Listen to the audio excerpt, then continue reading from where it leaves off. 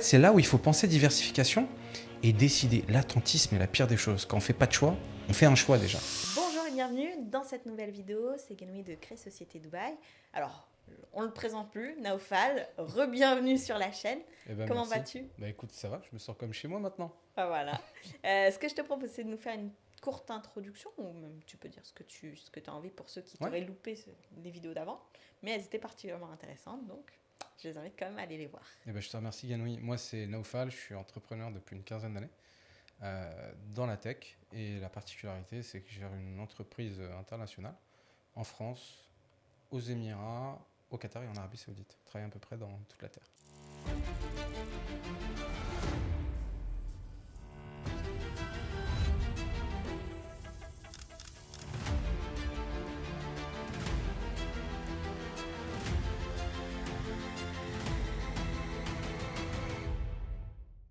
Là, on va prendre le contexte un peu particulier qui est le contexte actuel de conflit, etc., pour parler justement de comment on fait lorsqu'on a une entreprise, que ce soit aux Émirats arabes unis ou ailleurs, pour s'adapter à tous ces changements de situation. Donc tu peux me mettre en parallèle, parce que je sais que tu étais là pendant le Covid aux Émirats arabes unis. Je ne sais pas si ça t'a beaucoup impacté, mais il y a eu la pluie. Puis il y a maintenant ce conflit. Alors La guerre. voilà, la guerre. Comment on s'adapte Je te fais une question ouverte, puis on ira détailler un petit peu. Ouais. Comment on s'adapte quand on a une entreprise aux Émirats et qu'il se passe quelque chose? Eh ben on gère comme on peut. C'est la réponse la plus simple. Je ne vais pas faire l'expert, tu vois, de la gestion de crise, mais nous, on travaille en fait avec les gens dans la sécurité, dans la gestion de crise et des risques. Donc tu es bien placé. Ouais, à échelle, tu vois, plus gouvernementale et tu vois les gros impacts réels. J'ai appris des militaires énormément de choses.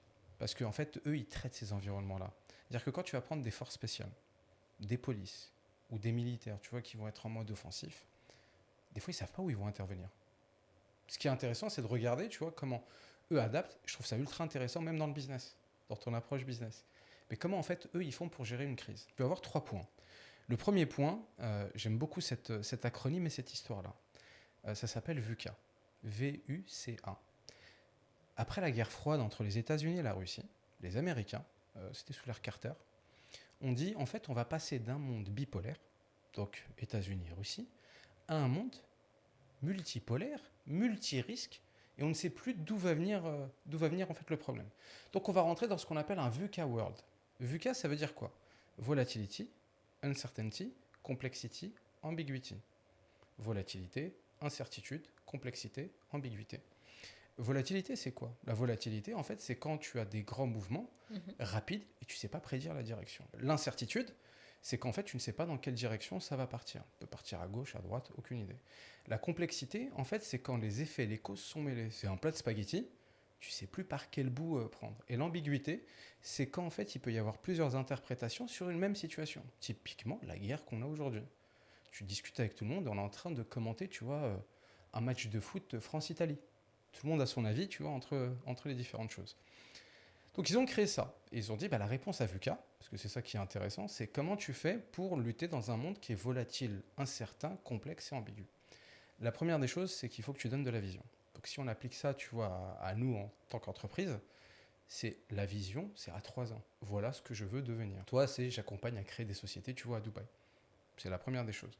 La deuxième des choses pour lutter contre l'incertitude, c'est de donner, tu vois, de la compréhension. Mais la compréhension, tu vois, c'est pas de jouer à l'expert. Tu vois, par exemple, ici, il y a beaucoup de boîtes où ils ont l'expert gestion des risques. Mais quand tu vas le voir, un expert, tu sais, il va pas te dire, non, t'inquiète, c'est bon, reste chez toi. Il va te dire quoi? Parce que c'est son moment. Tu vois, c'est là où il peut briller.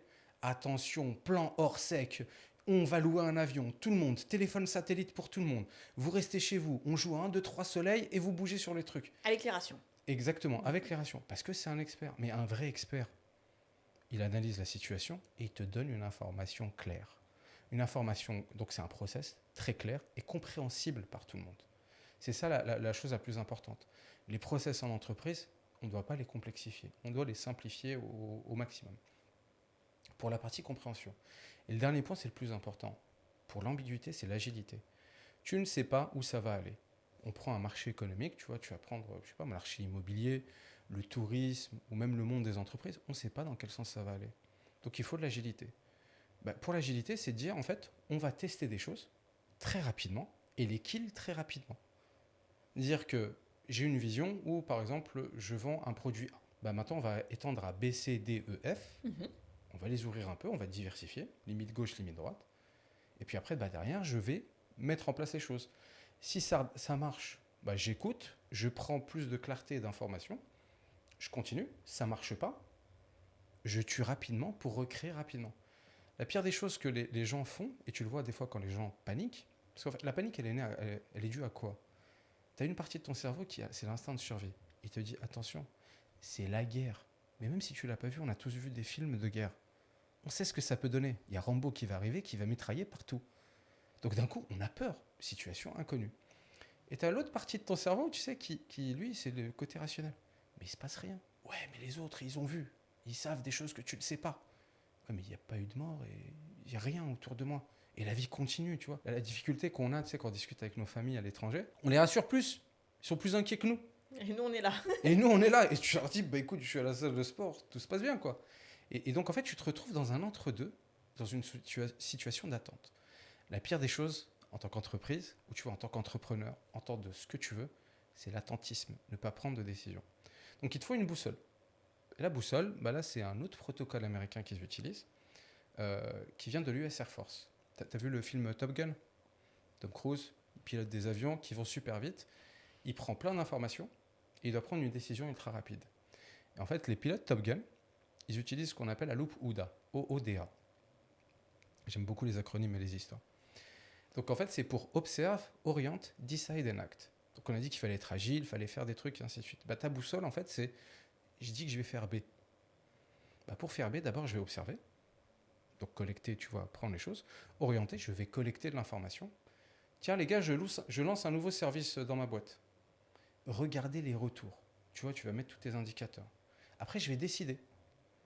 Quels sont les indicateurs? Bah regardez, tu vois, on a lancé ce nouveau service, on l'a proposé à 100, il n'y en a que 10 qui l'ont pris. Et maintenant, je vais agir. Tu kills ou tu continues. Mais si le truc, par exemple, tu vois, tu en as 80 qui prennent, bah peut-être que c'est quand le marché va redémarrer, peut-être que tu vois, c'est là où ça va repartir. Donc ça, tu vois, c'est ta boussole. Puis après, tu as ta décision. Une décision. Et là, tu vois, c'est mes clients, donc je m'inspire d'eux. Donc les stratégies militaires, ils font des stratégies, mais ils te disent tous une phrase. Une stratégie est faite pour ne pas être appliquée. Tu dis, mais pourquoi on fait une stratégie? Bah parce qu'elle ne va pas être appliquée. Oui, mais ok, mais pourquoi? Il me dit, bah en fait, on crée des points de réversibilité. Des points de réversibilité, c'est tes points de non-retour. Donc par exemple, on va dire que je dois aller de Paris à Marseille. Mais je vais prendre l'autoroute. Donc mon premier point de réversibilité, de savoir si j'arrête ou si je continue, c'est si je monte dans la voiture. C'est le premier point. Une fois que j'ai démarré la voiture, il y a plus de probabilité que je sorte du parking que je retourne chez moi. Bien sûr. Donc ça, tu vois, donc je ne me pose pas de questions entre mon domicile et au moment où je mets ma main sur la portière de la voiture. Ton deuxième point de réversibilité, tu vois, ça va être par exemple l'autoroute. Le péage. Le péage. Est-ce que je m'arrête ou est-ce que je continue?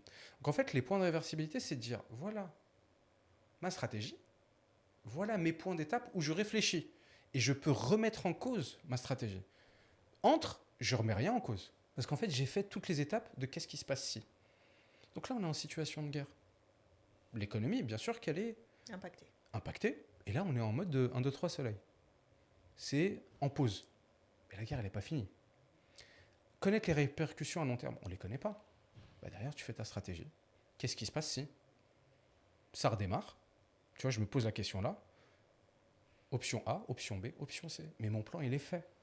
Quand ton plan est fait, tu as de la vision. Je peux t'assurer que ton stress, il diminue par 50. Bien sûr.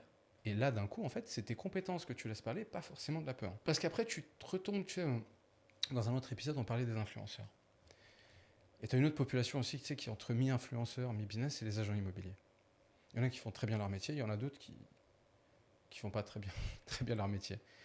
Et tu vois, il y a un discours que j'entends, et moi, c'est toujours une hantise que j'ai, c'est de prendre l'environnement économique le plus instable, tu vois, par exemple, qui va être l'entrepreneuriat, les startups, avec la population qui a le moins de connaissances.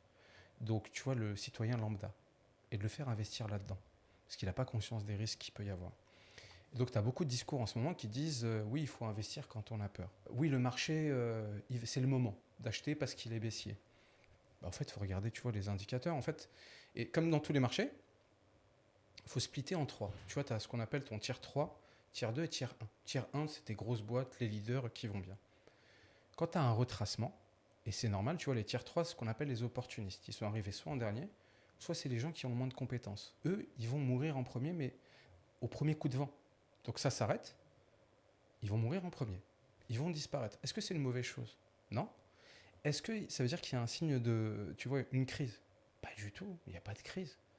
Le tiers 2, c'est ceux qui ont les reins solides, qui sont installés, mais erreur de gestion. Tu vois, c'est pas forcément les meilleurs gestionnaires et c'est pas les premiers. Donc eux, s'ils commencent, tu vois, par exemple, à faire des rabais ou à disparaître, tu peux commencer à t'inquiéter. La vraie inquiétude sur un marché, ou de se dire que ça a drop, par exemple, tu vois, si je reste dans l'analogie de l'immobilier, que j'ai des petits promoteurs qui disparaissent, c'est pas inquiétant pour moi. Il n'y a pas de cassure et c'est pas le moment d'investir. Que les deuxièmes, tu vois, les milieux, ils commencent à faire des remises, tu vois, c'est pas un bon signe. C'est-à-dire qu'en fait, vous avez besoin de vendre parce que vous avez des problématiques de cash flow. Mais demain, si je vois Emar, Shoba ou d'autres qui commencent à faire des grosses remises ou à décaler les trucs, oui, là, en tant qu'investisseur, tu peux te dire, c'est le moment d'investir parce que là, ouais, on atteint le prix bas. Et c'est là où des fois, tu vois, la peur n'est pas juste un élément. Parce que la peur, c'est Warren Buffett qui l'avait dit à l'époque. Vendez quand les gens sont confiants et investissez quand les gens ont peur. Mais il y a aussi une méthodologie, c'est pas juste cette phrase-là, quoi. Ah, c'est facile de résumer à une seule phrase toutes les actions. Après, la peur, c'est un argument commercial aussi. Je pense que ça, tu peux pas. Elle a été utilisée comme argument commercial en disant achetez, achetez pas, etc.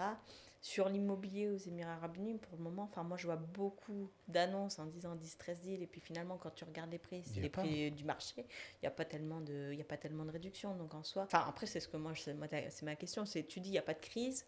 Bon, il y a quand même des gens qui ont fermé, malheureusement. Ça arrive dans tous les moments, ça arrivait dans tous les moments de Dubaï. Moi, ça fait un moment que je suis là. Le Covid, il y a des gens qui ont fermé. La pluie, il y a des gens qui ont fermé. Pour les 4 jours de pluie, moi, j'en ai des entreprises qui ont fermé, ouais. Pour 4 jours de pluie. Il y a aussi une question aussi de gestion, c'est-à-dire qu'une entreprise, elle peut avoir l'air prospère et florissante, et finalement, derrière, les comptes sont peut-être pas comme on le présente. Le cash flow, la trésorerie n'est pas bonne. C'est ça.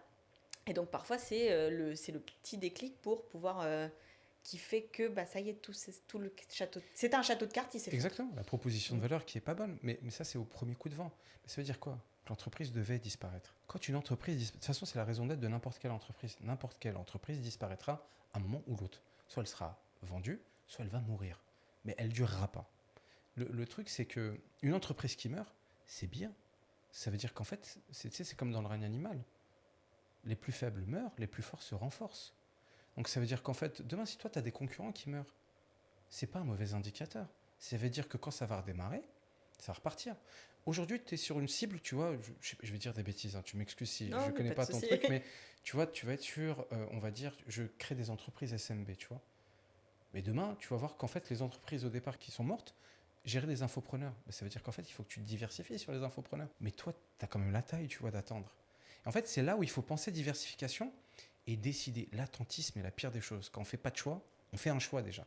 Bien sûr. Donc en fait, il faut tout de suite choisir. Et encore une fois, quand on est entrepreneur, n'oublions pas la raison d'être d'une entreprise. L'entreprise ne peut naître que s'il y a un problème à régler. Donc quand on est dans une crise, ça veut dire qu'il y a plein de problèmes. Si je prends tes propos à l'envers, est-ce que tu considères que cette guerre est une opportunité? Mais de fou. C'est vrai? Mais moi, tu sais que j'ai le truc. Ouais, vraiment tout. Ouais. Parce que, c'est ma proposition de valeur. Tu vois, on est 70 dans l'entreprise. Ouais, je suis en train de tester ma résilience. Ça me permet de voir tous les trucs qui ne marchaient pas bien. Comment tu juges si c'est scalable ou pas? Pour juger ma défense, mets-moi une droite. Ne me préviens pas. Je vais voir si je suis capable de bien défendre. Donc ça, mais il faut l'accepter. Ce qui est très dur, tu sais, c'est de dire mais j'aimais bien ma vie d'avant. Tu vois, et ça, mais en fait, ok, abandonne-la, ça y est, c'est fini. Ça ne reviendra pas. Mais il va y avoir des nouvelles opportunités. Donc ça te permet, de tester la scalabilité. De deux, il va y avoir des nouvelles opportunités. Le business, c'est comme Lavoisier. Rien ne se perd, rien ne se crée, tout se transforme. Si lui est mort, il y aura le même besoin. Peut-être pas tout de suite. Après, tu as des business, ça ne marche pas forcément. Le tourisme ou la restauration, il n'y a pas de touristes qui viennent.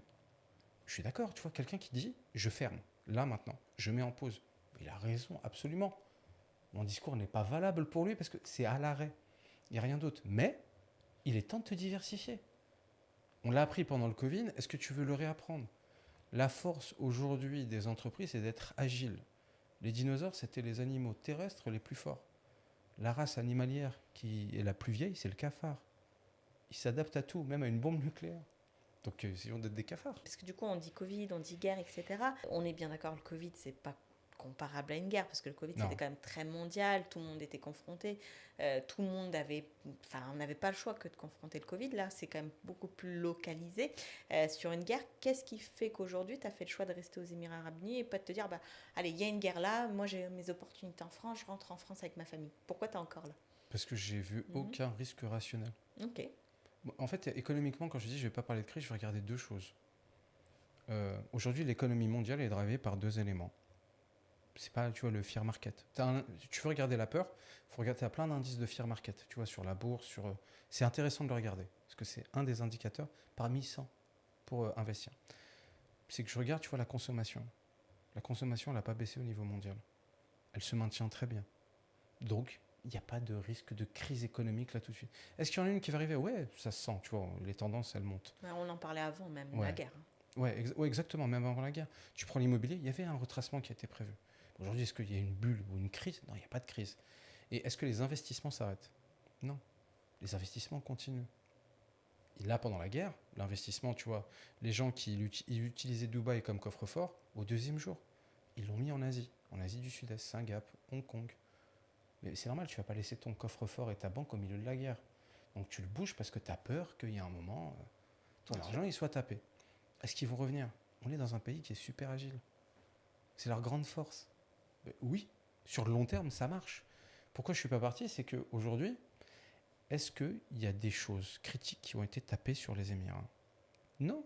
C'est quoi les choses critiques? Logistique et l'eau. Il n'y a pas de ligne rouge qui a été dépassée. Donc pourquoi tu veux que je parte? Les civils, tu vois, si tu regardes un peu en géopolitique, les civils ne sont pas visés.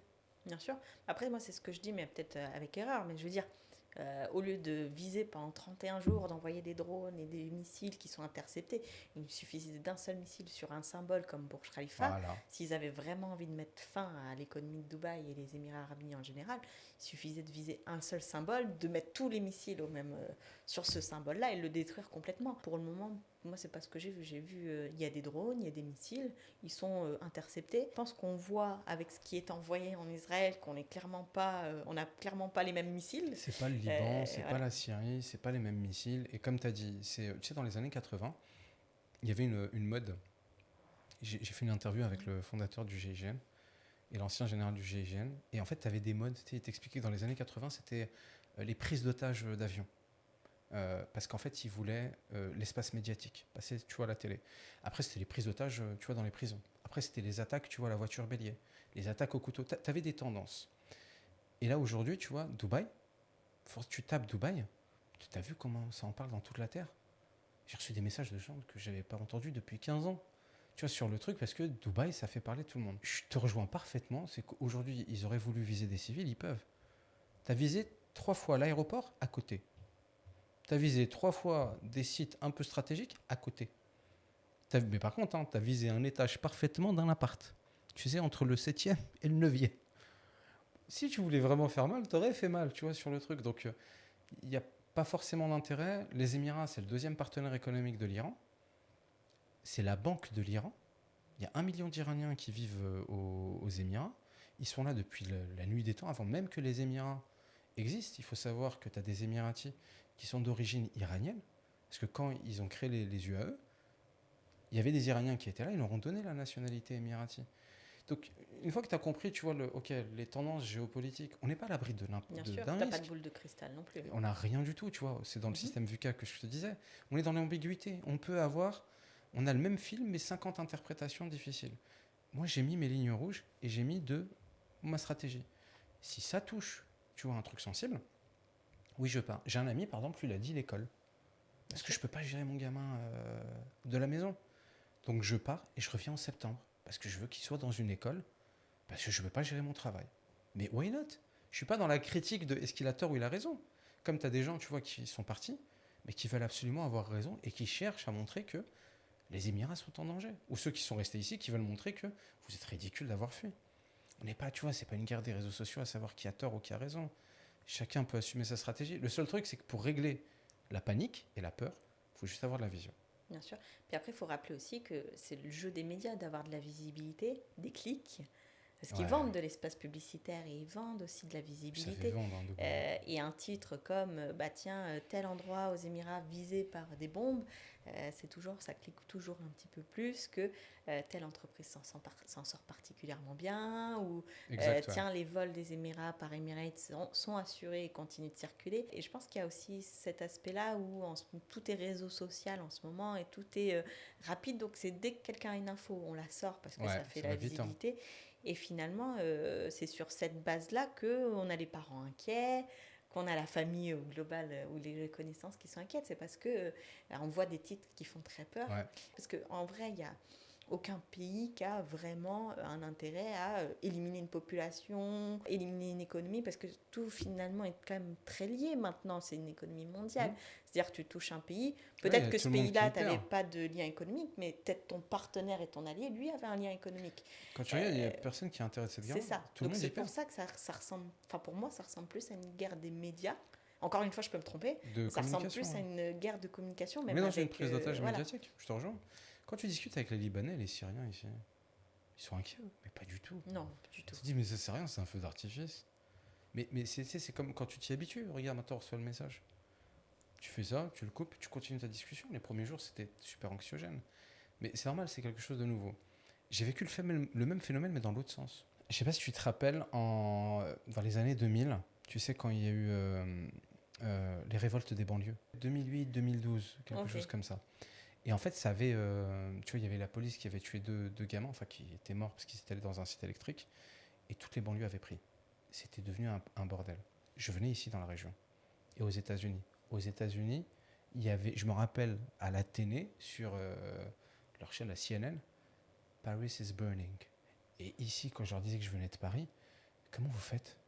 Là, j'ai vu les vidéos. Il y avait même des conseils des quartiers à pas aller, tu vois, qui donnaient à la télé.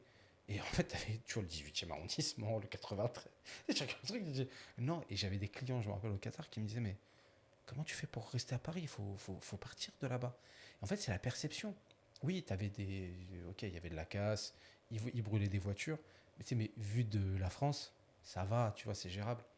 Et ce que je disais, tu vois, à un pote à moi, je lui dis, tu sais, ici, on n'a pas l'habitude d'attaque au couteau ou de bagarre dans la rue. Je lui dis, toi, quand tu vois une bagarre dans la rue, tu vas regarder, puis après, tu vas continuer ta route, mais il est même pas sûr que tu la racontes à ton épouse le soir. Parce que tu vois, c'est quotidien. Et ici, c'est la même chose, on n'a pas les mêmes peurs. Tu vois, c'est pas le même truc. Donc ici, ils sont assez résilients. Après, il n'y a pas de... Tu vois, l'indicateur, pour moi, c'est faut être rationnel. Mais pour être rationnel, je n'arrive pas en disant, faut pas paniquer. Si, vous pouvez paniquer, de toute façon, c'est pas contrôlable. Et pour éviter ça, juste un peu de vision et une planification. Bien sûr. Alors du coup, si tu étais une entreprise qui a été vraiment touchée par ce conflit, cette guerre, est-ce que tu tiendrais le même discours? Est-ce que tu penses que tous les business sont adaptables? Par exemple, je passe aux agents immobiliers. Je sais qu'en ce moment, c'est dur pour eux. Ouais. Est-ce que tu aurais ce même discours-là de dire, bah tiens, il faut qu'on s'adapte? Est-ce que tu serais plus en panique? J'ai exactement le même. En fait, cette stratégie est applicable pour tout. La panique, c'est de l'irrationnel. Comment veux-tu prendre une décision sur de l'irrationnel? Il faut que tu sois rationnel. Pour ça veut dire qu'en fait, il faut que tu nourrisses tes peurs. Ok, tu es en panique. Pourquoi? Parce que tu sais que ton train de vie d'avant ne va plus être le même. Donc ça veut dire qu'il faut accepter l'abandon. Ça se casse. Un entrepreneur, tu sais, l'échec, il l'accepte. La boîte est en train de mourir. Ok, c'est pas grave. Il y a d'autres opportunités qui vont naître. Le marché de l'immobilier. Ok, il y a moins de ventes off-plan. Donc il y a moins de ventes pour le moment. Mais ça veut dire qu'il y en a toujours. Mais là, je reprends l'exemple du tier 3, tier 2 et tier 1. Les premiers, c'est le tier 3 qui va disparaître. Donc ça veut dire que quand ça va reprendre, il va y avoir plus d'opportunités. Tu fais quoi? Tu consolides en prenant plus d'agents ou tu attends? Ça, c'est ta décision, tu vois, d'expert marché. Tu vois, sur ces choses-là. Toi, tu es agent immobilier dans le tier 3. Ta boîte est en train de disparaître. Bah, monte ta boîte. Tu vends du off-plan, fais du secondary. Je fais du off-plan, je fais du secondary. Ok, il n'y a pas de problème. Et tu faisais du Airbnb. Je fais les 3 trucs. Qu'est-ce que je peux faire de plus? Bah, peut-être va plus dans le premium à ce moment-là. Ou si tu étais dans le premium, descends. En fait, c'est étendre limite gauche et limite droite. C'est-à-dire qu'il y a un moment, les particuliers, c'est pas bon. Bah, va voir les fonds. Et à ce moment-là, tu vois, monte d'un cran, tu vois, sur les choses. Mais ça, tu vois, c'est des hypothèses expert marché. Et puis c'est des tests aussi à faire, c'est-à-dire que... Mais l'agilité, c'est-à-dire que moi, j'ai pas l'expérience, tu vois, j'ai pas l'expertise en disant je connais le marché immobilier et il faut faire ça. Je donne une méthode. La méthode, c'est OK, applique VUCA, applique OUDA, et toi, tu sauras. Mais il y a un moment, accepte que ça y est, c'est mort, c'est fini. Soit il est solvable, soit tu es dans les premiers, et à ce moment-là, c'est une question d'attente. Et peut-être qu'il est temps de racheter tes concurrents si tu as le cash qui va bien. Si tu n'as pas le cash, attends, tu sais que le tier 3 va mourir. Et suis tes indicateurs. Si le tier 3 est en train de mourir, que le tier 2 est en train aussi de souffrir, c'est bon signe. Ça veut dire que ça veut dire que tu étais dans le tier 1, que tu es résilient, que tu es scalable. Okay. Mais ça passe par l'acceptation. Et aujourd'hui, il y en a beaucoup qui ne veulent pas accepter. Ils n'ont qu'une envie, c'est que ça revienne comme avant. Bien sûr, après, parfois c'est plus facile de se voiler la face et de vivre dans ses rêves ou dans ses espoirs que de se dire, tiens, est-ce que j'ai bien fait les choses avant ? Est-ce que j'ai fait suffisamment de réserves de fonds pour tenir ce genre de situation ? Donc, c'est pas une façon facile. Mais tu peux plus les changer si tu veux. Et en fait, tu es en train de devenir... Tu sais, en psychologie, tu sais, as la définition de ce qu'est une personne ordinaire et extraordinaire. Une personne extraordinaire, tu vois, en psychologie, c'est quelqu'un qui fait des choses extraordinaires. C'est-à-dire qu'elle est capable d'adapter son énergie, donc tu as le passé, présent et futur, de manière très équilibrée. Une personne extraordinaire va mettre 20% de son énergie dans le futur, 70% de son énergie dans le présent et 10% dans le passé. Une personne ordinaire, 90% de la population, qu'est-ce qu'elle fait ? Tu as 10% dans le passé, tu as 20% dans le présent, 70% dans le futur. Quand j'aurai fini de payer mon crédit, je serai bien. Ah, mais quand j'aurai fait ça, je serai bien. Les personnes âgées, qu'est-ce qui se passe ? 70%, 80% est dans le passé. Il y a 0 dans le futur et 10% dans le présent. Ouais, mais avant, c'était mieux. Moi, tu sais, avant, j'avais ça, et j'avais ça, et j'avais ça. Donc, en fait, ça te crée une anxiété quand tu es trop dans le futur et du regret quand tu es trop dans le passé. Donc, il y a un moment, quand tu sais que tout est une question d'énergie, focus-toi sur le présent. Oublie ton contrôle. Tu ne peux pas l'avoir parce que tu es dans un monde VUCA. Donc, à un moment, c'est OK, mets ton énergie sur le présent. Le passé, garde un peu, parce que tu vois, remotive-toi. Si tu n'arrives pas à voir clair sur le futur, c'est pas d'anticiper. Et au moment où ça repart, parce que là, on est dans une waiting room. Bien sûr. La guerre n'est pas finie. Dire ça va partir en haut ou en bas, j'en ai aucune idée. Donc moi, tu vois, je l'ai fait dans mon business. J'ai le problème avec 80% du chiffre sur le Middle East. C'est risqué quand même. Donc derrière, je diversifie un petit peu plus en Asie. Et en Europe. Qu'est-ce qui va repartir en premier ? J'en ai aucune idée. Mais j'ai préparé ma diversification parce que j'ai une dépendance qui est beaucoup trop forte. Si la guerre, elle dure 4 ans, et moi, c'est fini. Donc derrière, enfin, quand je suis dans la sécurité, donc ça va. Mais tu vois, il faut diversifier au maximum. Bien sûr. Et puis c'est aussi ce qu'on disait, c'est-à-dire que quand on est à l'intérieur, finalement, on a les alertes locales et les éléments qui sont très locaux. Donc on voit qu'il y a peu. Dès qu'on s'éloigne et qu'on commence à être sur les réseaux sociaux, c'est ce que je te disais tout à l'heure, c'est quand, par exemple, je suis au bureau, à mon bureau, je vais recevoir peut-être une alerte dans la journée qui me concerne. Et je vois une alerte, je me dis, bon, ça va, c'est une alerte. Il n'y a pas grand-chose qui s'y passe, voire il y en a 0. Quand je commence à être sur Internet, je vois, il y en a une à Marina, il y en a une à Tintin, il y en a une à Dera, et ça, c'est parfois sur des laps de temps de 30 minutes, 1 heure. Et on se dit, c'est bombardé de partout, alors que ce n'est pas forcément le cas. Donc, il y a aussi cet aspect-là où, quand on regarde de l'extérieur, ça a l'air toujours pire que de le vivre de l'intérieur. Toi, vis-à-vis de ta vie ici, du fait que tu as un enfant ici, etc., tu te vois optimiste sur la situation actuelle. Tu l'as présenté comment à ton fils ? Mon fils, alors, je l'ai gardé dans une insouciance. Ok. Mais vraiment, parce que déjà, il est incapable de... Nous, on n'est pas capable de comprendre le conflit. T'imagines bien un gamin de 8 ans, pas trop, quoi. Donc, je suis vraiment pas inquiet. Pas parce que je fais le bonhomme ou quelque chose, mais vraiment pas inquiet. J'ai pas d'indicateur qui m'inquiète plus que ça. Encore une fois, il y en a d'autres qui le vivent moins bien. C'est lié, tu vois, à l'expérience de vie et aux capacités d'adaptation. Et ça veut pas dire que, tu vois, pour autant, t'es quelqu'un de faible. On a une part, tu vois, émotionnelle qui est plus ou moins développée chez les gens, qui est aussi un gros avantage. Il faut l'accepter. Mais dans la prise de décision, il y a quand même des méthodologies appliquées. Sinon, en fait, il va se passer comme des gens que tu as vus et que j'ai vus. Dans la panique, les mecs, ils vendent leur voiture, ils vendent leur maison, bien sûr, ils vendent leurs meubles, ils partent. Tu sais, avec une valise, comme si tu quittais, tu vois, le Liban. Et ils arrivent en France, Qu'on fait quoi? J'en ai aucune idée. T'es préparé à quelque chose? Non, pas du tout. Mais je suis partie. Mais je suis parti, on est en vient. Ah merde, putain, ils sont pas en train de mourir là-bas? Il y a pas plus. Ah si, regarde, tu vois, je commence à avoir raison. Ah non, merde. Non, on va attendre un peu. Et en fait, après, comme tu as dit tout à l'heure, tu crées les réseaux sociaux. Ceux qui sont pour l'équipe, il y aura des morts, et ceux qui sont pour l'équipe de All Good. Bien sûr. Et en tant qu'entrepreneur, enfin, je veux dire, si je prends une entreprise lambda, c'est quoi le point d'irréversibilité à ton avis sur ce type de sujet, de type de guerre? Est-ce qu'on doit continuer coûte que coûte, essayer de s'adapter coûte que coûte, ou est-ce qu'il y a un point où si tu as une entreprise, tu te dis, bah, là, il faut que je mette un point d'arrêt avant d'aller trop dans le mur? Ça va être quand. En fait, le premier, c'est quand la guerre s'arrête, parce qu'il te faut tu vois, une vision minimum de. Un peu de certitude. Là, il n'y en a pas. Je ne sais pas quand est-ce que ça va s'arrêter. Ça peut être une semaine, ou ça peut être dans 4 mois. Une fois que ça s'est arrêté, c'est comment le pays va relancer l'économie. Parce que tu vois, on parle du tourisme, on parle de l'immobilier, mais c'est pas ça la vraie économie de Dubaï. Hein. Abu Dhabi, ils sont super smart. Leurs investissements, ils les ont diversifiés. Ils sont tous à l'étranger. Franchement, honnêtement, masterclass. La manière dont ils gèrent les choses. Dubaï, en fait, eux, ce qui les intéresse, c'est les Capitale expats. touristique. Capitale touristique. Mais les expats, passeport fort, qui vivent ici. Les passeports faibles, ils vont rester. Comme tu vois, on en parlait dans un autre épisode. T'es du Sri Lanka, t'es indien, ton plan B, c'est de retourner en Inde. Tu te dis, je reste à Dubaï même s'il y a des bombes. Mais les passeports forts qui sont venus après le Covid, qui ont investi, qui travaillent ici, qui ont créé des entreprises, en fait, c'est comment le pays va relancer l'économie locale, parce que un pays a besoin d'une économie locale. Et ça va être super intéressant de voir. Est-ce que les Émirats vont rien faire?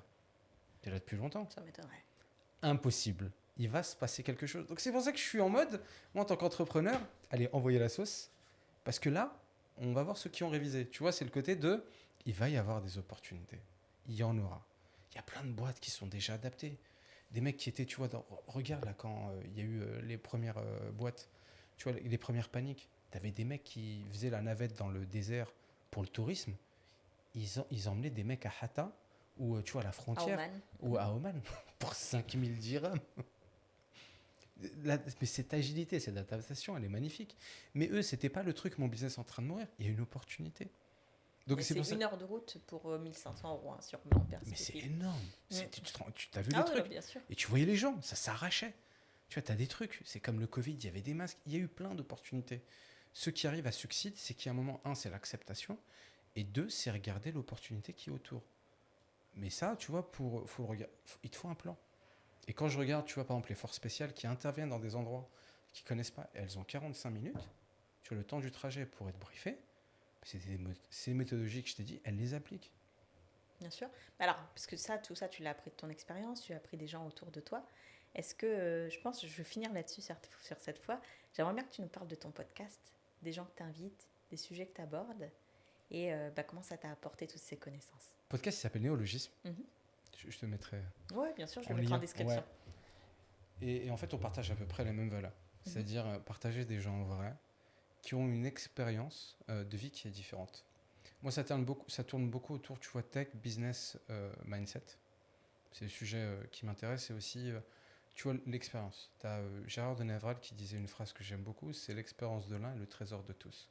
Et tu vois, le plus beau cadeau qu'une personne puisse te faire, c'est de partager son expérience. Tu vois, ça fait 8 ans que tu es là. Quand tu vas parler avec quelqu'un, que tu lui dis, voilà, fais ça, fais ça, fais ça, tu es en train de lui délivrer 8 ans, ça n'a pas de prix. Moi, j'adore cet échange-là. Et à un moment, tu vois, l'idée du podcast, c'était de dire, je vois plein de gens intéressants, tu vois, au moins, il m'apporte énormément de choses. Putain, ce serait cool de le partager à d'autres, tu vois, si ça peut être utile à une ou deux personnes. Tant mieux, tu vois, c'est nice, quoi. Parce que tu vois, en tant qu'entrepreneur, à un moment, j'ai levé des fonds, j'y connaissais rien. Puis j'ai rencontré des gens avant, je me dis, putain, j'aurais vu un podcast de ce gars-là, j'aurais pas fait la moitié de ces conneries-là, quoi. Donc tu vois, ça tourne autour de ça. On a reçu, tu vois, des gens, tu vois, un mentaliste, mais plus pour montrer en fait comment en vente et en communication, tu peux t'améliorer. Parce qu'un magicien, t'imagines, qu'en 1 minute 30, il ne te connaît pas, il te fait vivre une expérience. Et il bluffe en général. Il bluffe, hein. Mais tu vois, l'expérience qu'il te fait vivre, même un film ne te le fait pas. 1 minute 30, du bonjour. Mais ils ont une méthodologie. Tu as le hooks, tu as le climax, tu as le reveal. Mais ça, je trouve ça génial, parce que imagine comment tu l'appliques dans une entreprise. C'est top. On a reçu, tu vois, quelqu'un, l'ancien général du GIGN, quelqu'un qui est un gros avocat M&A qui traite en fait les boîtes en retournement, c'est-à-dire les boîtes en difficulté et les premiers signes d'une boîte en difficulté, mais tu vois, les grosses boîtes, tu vois, genre Atos, Monoprix.